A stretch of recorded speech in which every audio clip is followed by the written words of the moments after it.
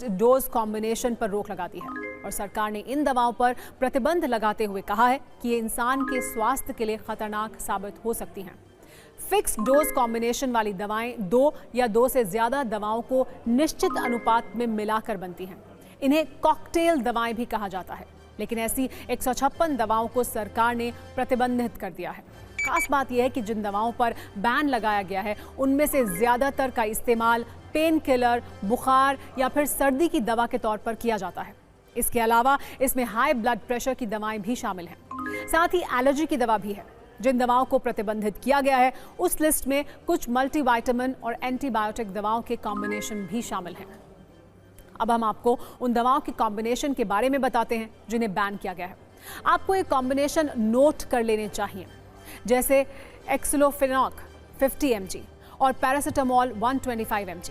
दूसरा, mefenamic acid और paracetamol के कॉम्बिनेशन वाली दवाएं। तीसरा, सेट्रिजीन HCl, पैरासीटामोल और फेनाइलफ्राइन HCl से मिलाकर बनी दवाएं। इसके अलावा लेवोसिट्रिजीन, फेनिलफ्राइन HCl और पैरासीटामोल के कॉम्बिनेशन वाली दवाएं भी बैन की गई हैं। साथ ही पैरासीटामोल के साथ मेलेट और फेनाइल प्रोपेनोलमाइन का कॉम्बिनेशन भी इसमें शामिल है। कैमिलोफिन हाइड्रोक्लोराइड 25 mg और पैरासीटामोल 300 mg का भी इसमें नाम है। साथ ही केंद्र ने पैरासीटामोल, ड्रामाडोल, टोरिन और कैफीन के कॉम्बिनेशन पर भी प्रतिबंध लगा दिया है।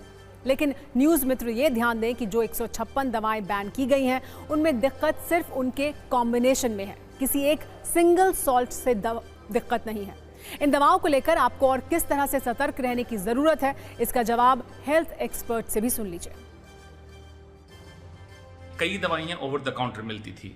उदाहरण के तौर पे सेट्रिजिन के साथ फिनाइलफ्रीन, पैरासीटामोल के साथ फिनाइलफ्रीन लोग सर्दी जुकाम के लिए जाके लेते थे। एसिडिटी की दवाइयों में कॉम्बिनेशन डोमपेडोन का होना।